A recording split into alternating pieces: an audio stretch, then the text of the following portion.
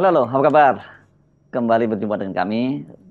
Saya Hersun Arif dan Bung Rocky Gerung dari Forum News Network. DPR itu baru saja mensahkan sebuah tata tertib yang bisa kita pastikan ini bakal menimbulkan kontroversi, bahkan adanya nanti konflik kepentingan. DPR itu dalam tata tertib yang baru itu bisa mengevaluasi bahkan merekomendasikan untuk mencopot pejabat yang mereka pilih. Kan banyak ya pejabat-pejabat yang prosesnya pemilihan dari melalui DPR, bisa ketua, pimpinan KPK, pimpinan BPK, Mahkamah Konstitusi, Mahkamah Agung dan lain-lain. Banyak sekali lah ya. Memang DPR punya wewenang yang ditugaskan oleh konstitusi untuk pengawasan. Tetapi DPR juga dibatasi oleh konstitusi untuk tidak mengintervensi lembaga yang lain, kan itu konsekuensinya tuh. Jadi kalau aturan baru di DPR bahwa dia bisa mencopot sesuatu yang dia pilih, itu artinya dia ngaco tuh. Kan DPR memilih ketua MA, ketua MK, Kapolri segala macam tuh. Lalu dia salah pilih maka dia batalkan pemilihan itu. Kan dari awal dia cuma boleh memilih, tidak boleh membatalkan hasil pemilihan dia tuh. Logikanya begitu.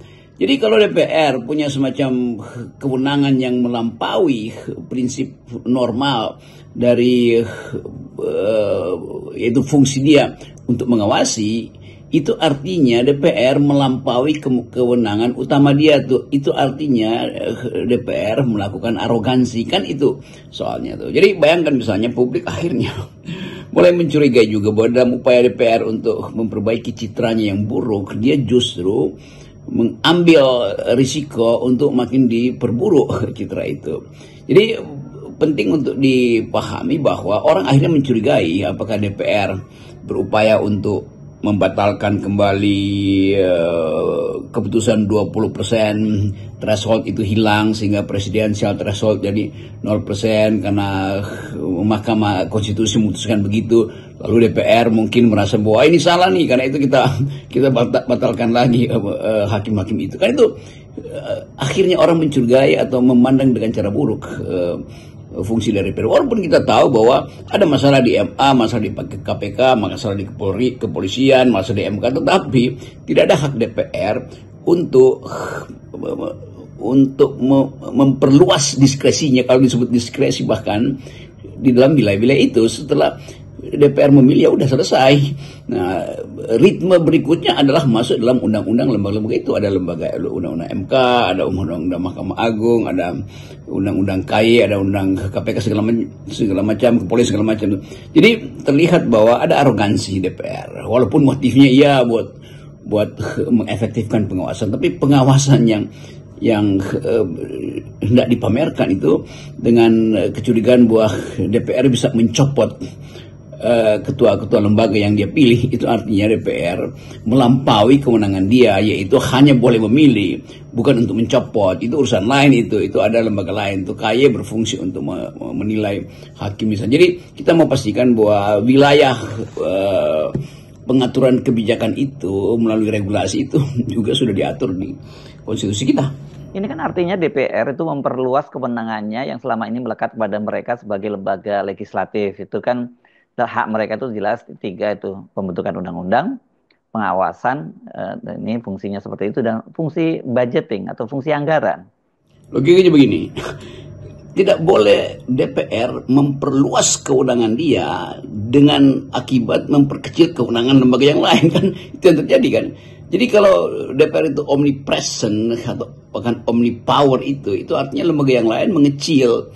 Nah, DPR tidak dirancang untuk itu. DPR membuat regulasi, dan semua regulasi yang dibuat DPR itu penanda bahwa dia ada di dalam wilayah pembuat kebijakan tuh. Jadi kalau dia bikin sesuatu yang melampaui aturan yang melampaui kapasitas dia, itu artinya dia ya tadi melakukan berbuat arogansi kan.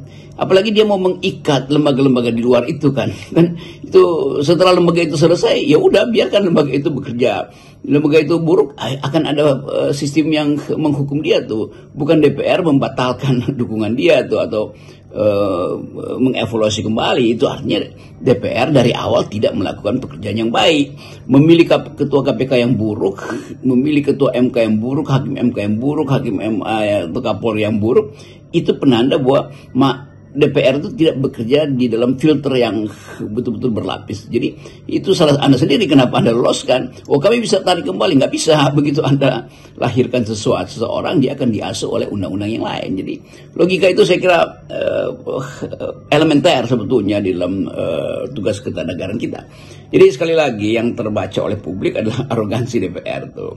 Walaupun niatnya di permukaan baik, tetapi akhirnya orang mencurigai. Kenapa? Karena sampai sekarang DPR itu statusnya tidak dipercaya rakyat. Jadi reputasi DPR itu merosot hari-hari ini. Seperti reputasi KPK, reputasi Polri juga itu merosot. Jadi semua hal yang ada di dalam radar publik itu lebih dahulu persepsi negatif yang bekerja ketimbang argumen rasional dari DPR tuh. Kami mau mengawasi, ingin meningkatkan pengawasan. Ya pengawasan dari awal kalau begitu tuh. Jangan sodorkan seseorang yang bagi publik itu bermasalah atau diloloskan hanya karena tekanan politik. Kan itu urusan kita ada di situ tuh. Jadi sekali lagi yang terbaca adalah semacam perluasan diskresi yang sebetulnya tidak dibolehkan oleh undang-undang. DPR tetap duduk di tempatnya, buat regulasi, atur dirimu sendiri, jangan atur lembaga yang lain. Kan itu begitu lembaga yang lain diatur, itu artinya tidak ada undang-undang lain selain semua adalah hasil evaluasi DPR. Dan DPR adalah lembaga politik, di dalamnya interplay politik sangat tinggi dan skalanya sangat lebar intervensi di dalam interplay politik DPR. Sementara lembaga-lembaga MK, Mahkamah Agung, KPK, kepolisian itu harus tumbuh berdasarkan kepercayaan publik. Nah, kepercayaan publik ini kalau dia buruk, maka kembalikan pada DPR yang memilih itu. Berarti Anda memilih kucing dalam karung kalau begitu kan. Jadi jangan evaluasi lagi karena Anda sendiri yang dari awal menyodorkan pemimpin atau calon-calon pemimpin lembaga yang buruk. Kita jadi teringat ada seorang hakim Mahkamah Konstitusi yang dicopot oleh DPR dengan alasan sebagai hakim yang dipilih oleh DPR, justru putusan-putusannya dia banyak membatalkan undang-undang yang dilahirkan oleh DPR. Kalau nggak salah siapa namanya waktu itu, Profesor Aswanto, seingat saya begitu. Ini bahaya sekali kalau kemudian kepentingan politik para anggota DPR membuat para hakim di Mahkamah Konstitusi dan lembaga-lembaga lain yang dipilih DPR itu nggak berani menjalankan tugasnya karena takut dievaluasi dan direkomendasikan dicopot oleh DPR. Kalau banyak undang-undang yang dilahirkan oleh DPR akhirnya masuk ke Mahkamah Konstitusi untuk di judicial review, itu penanda bahwa DPR tidak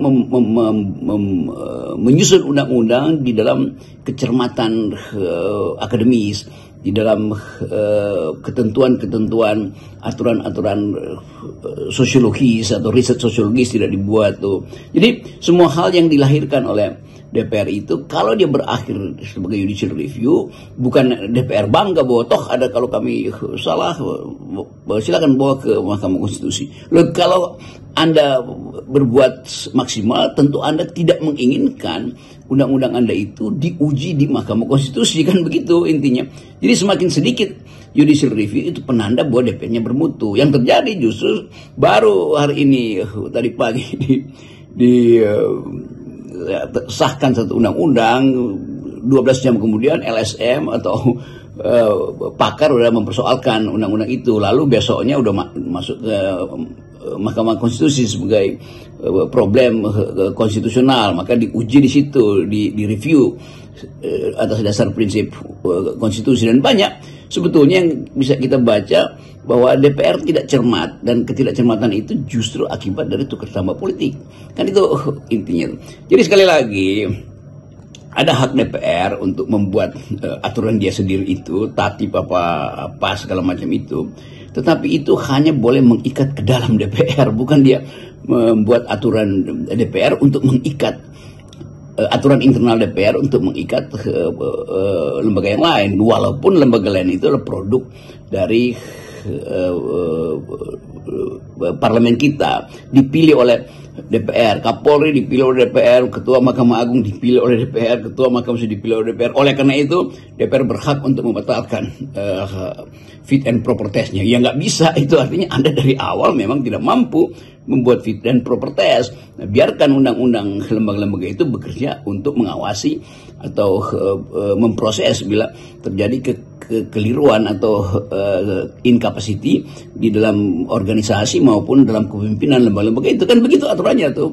Dan etik itu juga adalah etik yang berlaku bagi lembaga yang sebaliknya atau lembaga yang Anda pilih itu kan. Tidak mungkin lembaga itu bilang kami buruk karena kami dipilih oleh DPR yang buruk. Tentu DPR akan marah kan. Jadi begitu cara menghormati dalil-dalil bernegara yang masuk akal. Selama ini kan justru banyak yang disoroti itu adalah soal pemilihan sejumlah pejabat lembaga oleh DPR itu yang menghasilkan pejabat-pejabat yang merupakan kompromi kepentingan politik, bahkan akomodasi kepentingan partai-partai politik. Dalam banyak kasus mereka ini memilih di antara mereka sendiri, itu teman-teman DPR untuk jabatan-jabatan. Misalnya yang kelihatan sekali itu adalah soal BPK ini yang biasanya jadi rebutan oleh anggota DPR. Saya nggak tahu, mungkin ini termasuk lembaga yang basah gitu ya. Sebagai DPR memperkuat proses rekrutmen atau proses evaluasi atau proses fit and proper test di situ, supaya betul-betul yang dihasilkan adalah ketua MK yang bermutu, ketua MA yang terandal, Kapolri yang punya legitimasi kuat, KPK yang mampu untuk membaca aspirasi publik. Kan itu artinya DPR bekerja sangat ketat untuk menghasilkan pemimpin. Itu fungsi utamanya sebetulnya tuh. Kalau dia mau merevisi hasilnya ya sebaiknya DPR merevisi produk legislatifnya yang buruk, misalnya Omnibus Law, Minerba, segala macam itu aturan-aturan yang sampai sekarang masih berantakan. Jadi kelihatannya DPR juga harus mulai dengan semacam mendidik diri sendiri itu, supaya publik tahu bahwa sekali waktu nanti DPR akan mengatakan kami kasih sinyal bahwa pemimpin yang sana itu keliru tuh, tetapi kami akan beritahu bahwa dia keliru justru karena menyimpang dari semacam tacit agreement, perjanjian diam-diam antara kami dan dia tuh.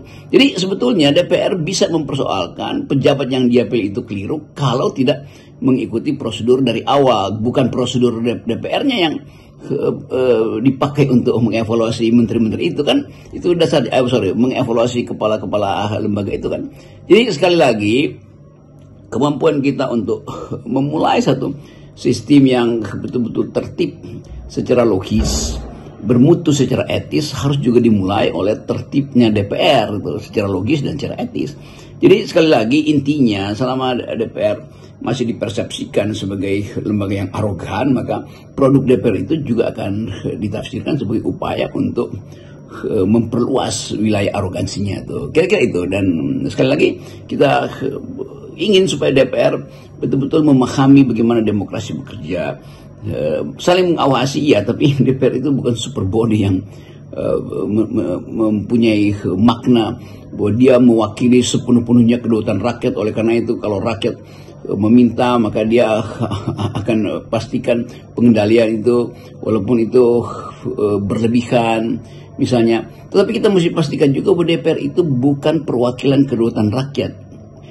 Rakyat tidak pernah mewakilkan kedaulatannya tuh. Yang diwakilkan oleh rakyat pada anggota-anggota DPR adalah kepentingan politik 5 tahunan. Tidak mungkin kedaulatan saya itu saya serahkan pada DPR. Lalu begitu saya serahkan kedaulatan saya tidak lagi punya kedaulatan. Lalu apa gunanya saya jadi warga negara kalau tidak punya kedaulatan? Jadi hal yang mesti dipastikan bahwa kedaulatan rakyat tidak pernah diserahkan ke DPR, dan DPR tidak boleh mengklaim bahwa mereka itu lembaga perwakilan rakyat dalam pengertian kedaulatan rakyat. Bukan, yang mereka wakil adalah kepentingan rakyat yang 5 tahunan.